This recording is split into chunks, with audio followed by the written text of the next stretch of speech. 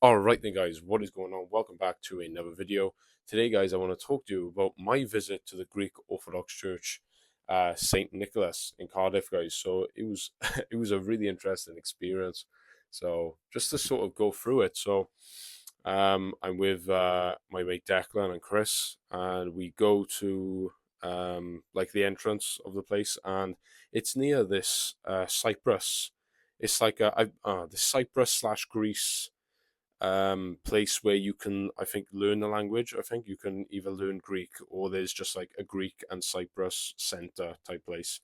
And then there's an alleyway, sort of like where you can walk through, and you see like I have seen this online where I have researched Orthodox churches, sort of like in Wales area. So South Wales. So I saw that and I was like, oh, that's interesting. So we walk in, and as soon it's with every Orthodox church, you will be greeted with icons, and I should have a video up by the side of me. So yeah, there's icons, and we go into the front of the church, and Declan gets us candles, and he told us to, put the candle in like this sand and like say a prayer. So we did that, and I usually people would venerate the icons, so they make the sign of a cross and kiss the icons. These icons were beautiful. There was a good few of them in the entrance, and this building is actually quite interesting. It's been there for over, I believe, 115, 120 years. It did say 1905, I believe it was built, and it's so great to see that an actual Orthodox building in Cardiff. I believe it's the only Orthodox, like the purpose of the building, the purpose of which it was built, was for the Orthodox Church. It wasn't, it hasn't been a church that was, something else like a Pentecostal church that was converted, or Methodist. No, it is an actual Orthodox building, and when you go in, it is pristine. It is so maintained. It's maintained so well, and most of it is marble as well. Like the flooring was marble. It was beautiful. So we going, guys. I'm just rambling, and first off, I mean, I don't know where to start, guys, because there's icons everywhere on the walls, on the ceiling. Um, I mean, on the ceiling, yeah, because very very similar to, if you think about like a mosque, for example, like you have like the architecture of like the dome. Now people will argue, and I mean I agree with it, that I mean there's a lot of things that the Orthodox Christians do that it reminds me of Islam. So you'll have like the dome, and then you'll see like the prostrations. The early Orthodox Christians did the prostrations, and now the Muslims do it 6 centuries later. So it's similar to that, like they got like a dome area, and I'll put a picture up, guys. You got an icon of Christ, and they call it Christ, the Creator of all, and to the side of it as well. I didn't put. I don't think I took any pictures of that, but you see an icon of Christ on the cross, and then Christ coming down from the cross, and the Holy Theotokos, Mary hugging Jesus. Um, and then you'll see on the other side of the wall the theophany, which is Christ's baptism.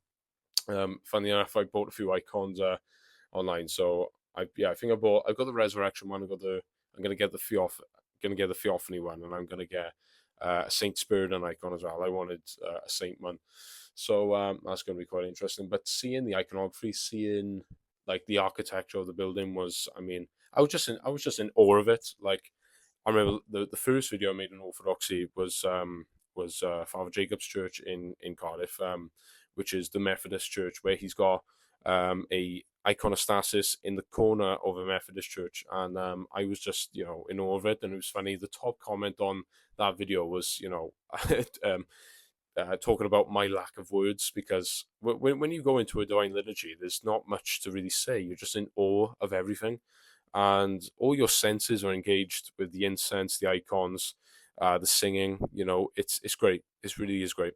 So this building is actually quite big. So we actually went upstairs, and like it's basically, it was like a balcony area. So my mate said, "Oh, we'll go upstairs." There was no seats left, like, but so we went upstairs and we just there listening to the liturgy, and most of it is in Greek. About 90% of it, I would say, is in Greek, and the liturgy was 2 hours, so we were standing for a long time. It was, you know, standing for a long time. Your back aches, your legs hurt, but your heart rejoices. Um, so that was interesting. My mate went up for the Eucharist. Obviously, we can't partake in it because we're not Orthodox. But he took partake in that. He partook in that, and it's mad. It's mad to say. I forgot to say the priest is from my village. I couldn't believe it when my mate told me, like, he's from my village. So I was able to talk that. I'll leave that. I'll talk about that in a bit. But at the end, when we took the bread and kissed the cross, I talked to him. So yeah, he was a really genuine, down to earth guy. Fair play, Father Nicholas. Um, so and yeah, so we're standing there, and then we have like a piece of paper, and there's like a reading, and I believe it was the feast of the final judgment. So it was actually quite an important liturgy, in preparation for Lent that's coming up in a few weeks. And I got to say this, guys. This is really really funny, and we didn't expect this, guys. There's a Greek lady, God bless her, that I saw a couple of weeks ago in Father Jacob's church, and she seems quite a funny. She seems like a really fiery, funny lady, and Father Nicholas was talking about this icon that the church is going to purchase soon, and I'm not going to say how much it was. I don't want to have that information out there. But this lady like interrupted the priest while he was talking, and this church is packed. And then she's talking about how that's too expensive and stuff, and she's full on like she wasn't having any of it. You know what I mean? She was like full on protesting it, but then Father Nicholas was like, "Well, we already have a buyer. We've already purchased it and things like that." So I know they were buying one. I thought they were auctioning one off, but no, they were buying one. So that was interesting to say the least. And it was really interesting to partake in the Greek culture. Um, as some of you may know, I put on the channel. I went to Greece last year. I went to northern Greece, Halkidiki. Um, and it was pretty mental. My mate Declan was in Greece at the same time, but he was in the city that was near Halkidiki in Thessaloniki. And I know what that sounds like. That sounds like Thessalonians, which that's where St. Paul's Cathedral is in Thessaloniki. So I would love to visit that one day. But yeah, it's an interesting one. We were able to partake in the Greek culture, which was just great. Afterwards, we had food and stuff. And we were just able to speak to some people, meet some people. There was like a cafeteria in another part of the church. So you have obviously like the main building, and then people just like stay behind and just have food. And it was just a great atmosphere, and there was Greek songs going on, and it was the same. I heard this like we were just having food, and there was this guy just pouring his heart and soul into making this music, and it was just so cool. And it was like literally the same song that when what I heard when I was on the transfer bus on the hotel when I was in Greece to the hotel. It's funny. It's funny how that works out. And so we end up meeting a friend, and then we go for a pint after, and then that's about it. So, guys, a pretty interesting experience. I got to say, pretty interesting. And I got to say, I felt a lot different. I think I enjoyed the fact that I was in an actual Orthodox building. I felt like this is like the real deal. Obviously, in all respect, and I apologize. Obviously, I don't want to take away from people who have perhaps they have converted other buildings to Orthodox buildings, or they are sharing a building. A complete respect to you. I just want to point out and say that I just was so happy to be in an actual Orthodox building and to take in the architecture and just breathe it all in, and to just take it all in. And there's so much to talk about, guys. Honestly, so much to talk about. The iconography was incredible.